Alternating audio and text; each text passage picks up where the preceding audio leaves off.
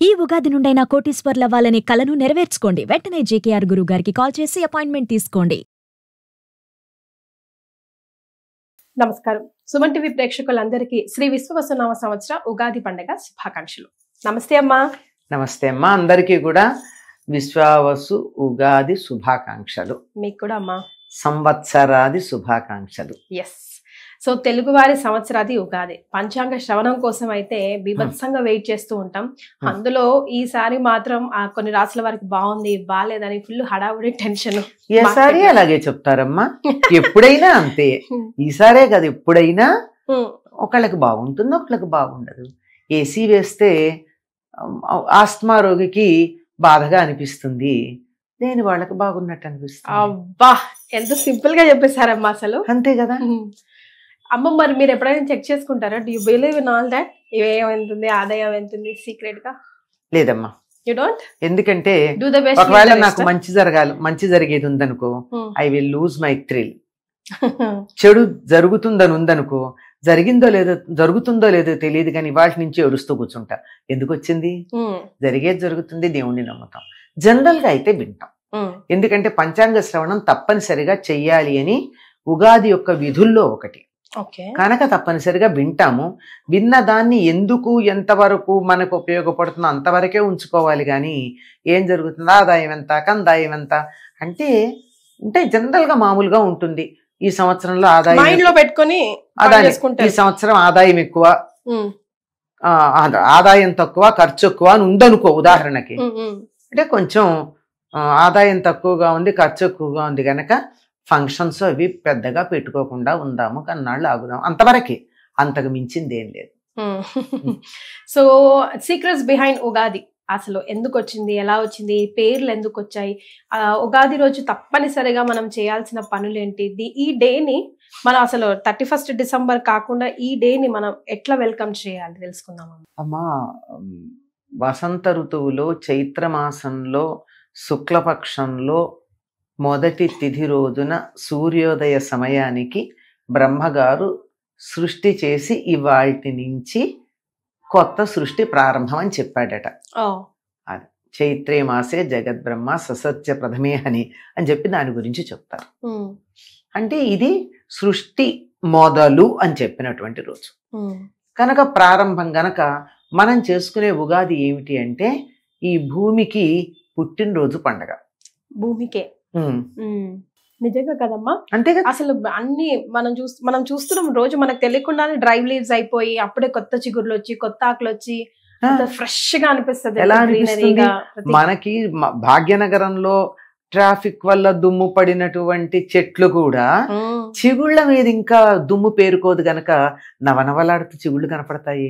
పాతాకులు ఎట్లా ఉన్నా ఇది సృష్టికి పుట్టినరోజు, భూదేవికి పుట్టినరోజుగా దీన్ని మనం చెప్పుకోవాలి. మనకి తల్లి గనక ఆ తల్లి పుట్టినరోజును మనం కూడా వైభవంగా చేసుకుంటాం. ఇది సంగతి. ఉగాదికి ఎలా చేసుకోవాలంటారు? ఎలా చేసుకోవాలి? కాలక్రమేణా చాలా మార్పులు వచ్చాయి కదమ్మా. కానీ ధర్మశాస్త్ర గ్రంథాల్లో చెప్పింది ఏంటంటే మనం ఏ పండగకైనా మనం చేసుకునేది అంటే అభ్యంగన స్నానం శుభ సూచకం.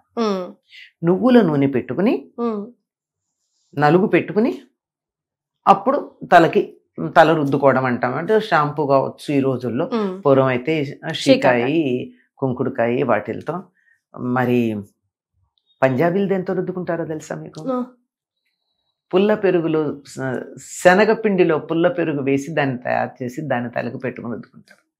అది వాళ్ళ జుట్టు నిగనిగలాడుతూ ఎక్కువ కాలం ఉండడానికి కలిగినటువంటి రహస్యం. పెరుగు ఓకే, శనగపిండి పెట్టుకోవచ్చు అమ్మ తలకి. శనగపిండి పెరుగు కలిపి దాంతో రుద్దుకుంటారు. చిన్నపిల్లలకి చేస్తాం కదమ్మా. చిన్నపిల్లలకి మనం కుంకుడుకాయలు షాంపూలు పెడతామా? వాళ్ళ తలకి తలంటేటప్పుడు ఒంటికి నూనె రాచి అంతా చేసి తలకి ఏం పెడతాం? సున్నిపిండే పెట్టి తల రుద్దుతాం. జుట్టు మెత్తగా ఎంత స్మూత్ గా పట్టులాగా ఉంటుంది. అదే కదా. అలాగేదో ఒకటి మీరు దేంతో చేసుకుంటారో దాన్ని అభ్యంగన స్నానం చేయడం ప్రధానమైంది. ఎందుకంటే మామూలుగా స్నానం చేసిన దానికన్నా నూనె రాచి నలుగు పెట్టుకుంటే అంతకు ముందు ఉన్నటువంటి మట్టి పోతుంది, తేడా తెలుస్తుంది కదా మనకి. అలాగా ఆ పాత సంవత్సరం తాలూకు వాసనలన్నీ వదిలేస్తాం అభ్యంగన స్నానంలో. వదిలేసిన తర్వాత కొత్త బట్టలు కట్టుకుంటారు. కొత్త బట్టలు కట్టుకుని దేవుడికి దండం పెట్టుకుని ఉగాది పచ్చడి తిని ఉమ్, దేవాలయానికి వెళ్ళి వచ్చి పిండి వంటలతో భోంచేసి అమ్మా. తర్వాత ఉమ్. ఆలయంలో గాని ఒక చోట 10 మంది చేరి గాని పంచాంగ శ్రవణం చేయాలి. అమ్మా. ఒకరు పంచాంగ పఠనం చేస్తారు, ఉమ్, మిగిలినటువంటి వాళ్ళు శ్రవణం చేస్తారు. ఉమ్, ఇవి ఇంతవరకు మనం అటు ఇటుగా చేస్తున్నాం. ఉమ్. కానీ వదిలేసింది ఒకటి ఉంది. ఏంటమ్మా? ఇంటి మీద ధ్వజారోహణం అని ఒకటి.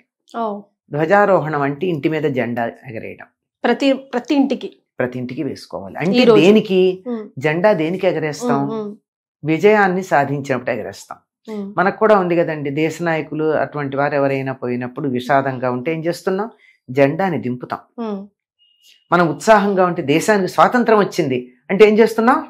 జెండా ఎగరేస్తాం. ఎగరేస్తున్నాం. అందుకని మనం క్రితం సంవత్సరం చాలా బాగా మన జీవితాన్ని గడిపాము, ఇక ముందు కూడా అలా విజయవంతంగా గడుపుతాము అనడానికి సంకేతంగా ఇంటి మీద కాషాయ రంగే వేసుకుంటూ ఉంటారు సాధారణంగా. ఉమ్, దాని మీద ఎవరికి నచ్చినటువంటి దైవం యొక్క చిత్రం వాళ్ళు, హనుమంతుడు కావచ్చు, గరుత్మంతుడు కావచ్చు, నంది కావచ్చు, ఏదైనా సరే ఉమ్, ఒక జెండా ఆధ్యాత్మికతని సూచిస్తూ మమ్మల్ని ముందుకు నడిపించేటటువంటి దైవం అని చెప్పడానికి సంకేతంగా ఒక జెండా ఎగరవేయడం అన్నది ఉండేది.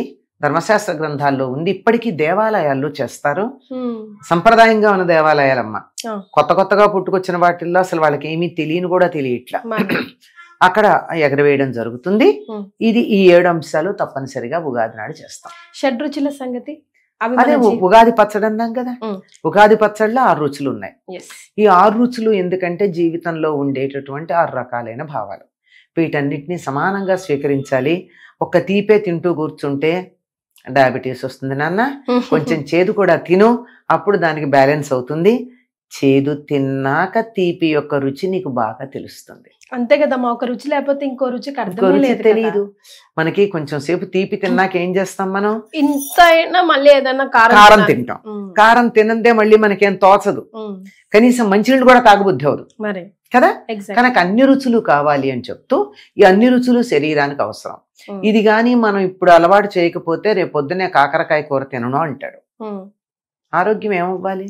మరి ఇది చేదుగా ఉంది నా వల్ల కాదు, తీపే వేసి పెట్టమంటాడు. ఉమ్, లేదు పెరుగన్నంలో కూడా పంచదార వేయి అని అడుగుతారు పిల్లలు. ఉమ్, అలా గనక అయితే ఆరోగ్యానికి వాళ్ళ ఆరోగ్యం దెబ్బతింటుంది కదా. ఉమ్, అన్ని రుచులు అలవాటు చేస్తారు. ఉమ్, పైగా విశేషం ఏమిటంటే ఈ కొత్త సంవత్సరంలో ఇప్పుడే ఈ పదార్థాలన్నీ వాడకం మొదలు పెడతాం మనం. ఉమ్. ముఖ్యంగా మామిడికాయలు అవి కదమ్మా, చింతపండు, చింతకాయ, ఫర్ దట్ మ్యాటర్ అన్ని కూడా. అసలు ఉగాదికి ముందు అసలు మామిడికాయ ముక్కలు కూడా ఎవరు చాలా ఇళ్లలో ముట్టుకోరు కూడా. వాడరమ్మా. మనకు పద్ధతి ఏంటంటే మన ఇంట్లోనే మామిడి చెట్టు ఉండి కాయలు బాగా కాస్తే కూడా వాటిని ఎక్కడో పక్కన పెట్టేస్తారే తప్ప వాళ్ళు తినరు. వాళ్ళు తినాలంటే ఉగాది అయ్యాకే కొత్త చింతపండు, కొత్త బెల్లం, తర్వాత మామిడికాయలు, ఇవి కొత్తగా ఇవాళే మొదలు పెడతారు. ఇవి మిగిలినటువంటి ఈ 3 కాకుండా ఇంకో 3 రుచులు మనకు కావాలి. ఇవి 3 రుచులు అయినాయి. ఒకటి తీపి బెల్లం, తీపి బెల్లం, ఉప్పు, మామూలు ఉప్పు కాకుండా సాధారణంగా సైంధవ లవణం వాడేవాళ్ళు, కనీసం ఇప్పుడు సీ సాల్ట్ అన్నా వాడదాం. అంతేగాని మళ్ళీ సైంధవ లవణంకి వచ్చేసామమ్మ మేము కూడా. అంతానే ఆర్గానిక్ వచ్చేసారు కదా. అది ఉప్పుకి సైంధవ లవణం, పులుపుకి చింతపండు, చేదుకి వేప పువ్వు, ఆ తర్వాత కారానికి మిరియాలు, మిగిలిందేమిటి వగరు. వగరికి మామిడి పిందెలు. మామిడి పిందెలు వగరుగా తినాలి, అంటే తొక్కతో తినాలని అర్థం. అది అసలు విషయం. తొక్కలోనే మామిడిలో ఉండే చిన్న దోషం ఏముందో దానికి విరుగుడు తొక్కలో ఉంది. అంచేత మామిడి పులుపుకు కాదు వాడేది, వగరుకు వాడుతున్నాం. పులుపుకి చింతపండే వాడతాం, కొత్త చింతపండు వాడుతున్నాం, కొత్త బెల్లం వాడుతున్నాం. మామిడి పిందెలు దేనికి అంటే వగరుకి సంకేతం. అంటే సాధారణంగా ఇంకా ఈ సంవత్సరం కూడా మామూలుగా వచ్చినట్లే, ఒక్కొక్క ఏడాది ముందు వస్తాయి కానీ ఈ ఏడాది ఇప్పుడిప్పుడే కదా అక్కడక్కడ మామిడి కాయలు కనపడుతున్నాయి. తప్పనిసరిగా వీలైనంత చిన్న కాయలు, పెరట్లో ఉంటే పిందెలు కోసి వాటి ముక్కలు తీసుకుని తొక్కతో సహా కొన్ని కలిపి తిన్నట్టయితే. వేప పువ్వు కూడా ఇస్తాం. వేప పువ్వు చేదుకని చెప్పాగా, అందరు చెప్పా, చేదుకు వేప పువ్వు. ఇలా 6 రుచులు ఇందులో ఉంటాయి. ఇంకా దీనికి అనుపానంగా ఉండడానికి అమృతం అని చెప్పి కొంచెం అరటిపండు, ఆవు నెయ్యి వేస్తారు. ఆవు నెయ్యి ఉగాది కొంతమంది వేస్తారు. ఇక తర్వాత మీ ఇష్టం అమ్మా, ద్రాక్ష పళ్ళు వేసేవాళ్ళు, ఎండు ద్రాక్షలు వేసేవాళ్ళు, జీడిపప్పులు, బాదం పప్పులు, తర్వాత చెరుకు ముక్కలు, అరటిపళ్ళ గుజ్జు, ఇలా ఎవరిష్టం వచ్చింది వాళ్ళు వాళ్ళకి రుచిగా ఉండడం కోసం చేసుకోవడమే తప్ప ప్రధానమైనటువంటివి దేవుడికి నివేదన చేయవలసింది ఇది. దేవుడికి నివేదన చేసి అందరూ తీసుకుంటాం. నిజానికి చెప్పాలంటే ఉగాది నాడు చేయాల్సింది ఏంటంటే నింబ పల్లవ భక్షణం. అంటే నింబ పల్లవం అంటే వేప చిగురు. ఓకే. వేప చిగుళ్ళు ఎర్రగా ఉంటాయి, వాటిని తినాలి పరగడుపున. తింటే మనం అవి తినలేక వేప పువ్వు వేసుకుంటున్నాం. అంతేనా? అంతే. నిజానికి 15 రోజుల పాటు ఉగాది నుంచి పరగడుపున వేప చిగుళ్ళు గనక తిన్నట్టయితే జలుబు, దగ్గు, జ్వరము మొదలైనటువంటివి ఏమీ రావు. తర్వాత డయాబెటీస్ ఉన్న వాళ్ళు కూడా రోజు పొద్దున పూట వేప చిగుళ్ళు కొద్ది రోజుల పాటు తిన్నట్టయితే చాలా అదుపులోకి వస్తుంది. Very nice. ఇది తెలియదు మనకి, కానీ 15 days కంటిన్యూస్ గా చేసి చూస్తే మనకు తెలుస్తుంది కదమ్మా. ఓ సంవత్సరం ఎలా ఉంటుందో నెక్స్ట్ ఉగాదికి చెప్పేస్తాం. కరెక్ట్. సో అంటే అనుభవంతో చేసి మాకు ఉపయోగం పడింది అని చెప్పిన వాళ్ళు ఉన్నారు. తర్వాత అసలు అంత అవసరం కూడా ఉండేది కాదు పూర్వకాలం వాళ్ళకి. ఎందుకంటే రోజు వేపపళ్ళతో పళ్ళు తోముకునేవారు. ఆ శరీరానికి ఏమాత్రం చేదు కావాలో అది వెళ్ళిపోతూ ఉండేది. వేపపళ్ళతో పళ్ళు తోముకున్నంత కాలం లేదమ్మా. అమ్మ, ఇప్పుడు క్రోధినామ సంవత్సరం వదిలేసి ఫైనల్ గా శ్రీ విశ్వవసు నామ సంవత్సరంలోకి వెళ్తున్నాం కదా. శ్రీ విశ్వవసు అంటే అర్థం ఏంటమ్మా? వసు అంటే సంపద, బంగారం. విశ్వానికంతా బంగారం ఇచ్చేటటువంటిది. విశ్వాసు ఒకనొక గంధర్వుడు, చక్కగా పాటలు పాడేటటువంటి వాడు. ఒక సంవత్సరానికి ఉన్న పేరు ఇది. వీళ్ళంతా నారదుడు కొడుకులు అంట కదమ్మా? అవునమ్మా. నారదుడికి నారదుడు అని చెప్పి ఒకసారి ఎప్పుడో ఈయన స్త్రీ వేషం సంసారంలో మునిగిపోయినప్పుడు ఆయనకు పుట్టినటువంటి కొడుకులని. అంతేకాకుండా ఇంకొక ఇతివృత్తం ఉంది. శ్రీకృష్ణుడికి 16,100 మంది రాజకుమార్తెలు భార్యలు అయ్యారు కదా, గోపికలు గారు రాజకుమార్తెలు. అందులో సాందీపని అనేటటువంటి ఒకనొక ఆవిడికి 60 మంది కుమారులు ఉన్నారని, ఆవిడ ఎప్పుడో కృష్ణుడిని చాలా ఆనందపరిస్తే నీకేమన్నా వరం కావాలంటే కోరుకోమంటే నా కొడుకుల పేర్లు సంవత్సరాలకి పెట్టమని అడిగిందని, ఆవిడ కొడుకులు వీళ్ళ పేర్లని ఒక కథ ఉంది. Okay, all right. సో కొత్త సంవత్సరానికి వెళ్తున్నాం కాబట్టి మా ప్రేక్షకులకి, మా అందరికి మీ ఆశీర్వచనం అందించండి. తప్పనిసరిగానమ్మా. క్రోధినామ సంవత్సరం పేరుకు తగ్గట్టుగానే ప్రపంచమంతా కూడా క్రోధంతో అట్టుడికిపోయింది. ఎవరికి ఎవరి మీద ఎందుకు కోపం వచ్చిందో తెలియనటువంటి పరిస్థితుల్లోనే ఉంది. అంతే కదా. నిజానికి క్రోధి అన్నప్పుడు కోపం తప్పదు. కోపం చెడు మీద రావాల్సింది, చెడు మీద వచ్చిందో మంచి మీద వచ్చిందో తెలియదు. అలా జరిగిపోయింది. ఇప్పుడు ఆ క్రోధమంతా ఉపశమించి ప్రపంచమంతా మంచి సంపదలతో, సంపద అంటే ఇది మాత్రమే కాదు కదా, ఆయురారోగ్య ఐశ్వర్యాలన్నీ కూడా సంపదలే. అటువంటి సంపదలతో భూగోళం అంతా చల్లగా హాయిగా ఉండాలి అని విశ్వావసు నామ సంవత్సరం పేరు దృష్ట్యా అలా ఆశించటం బాగుంటుంది అని అలా అనుకుంటున్నాం.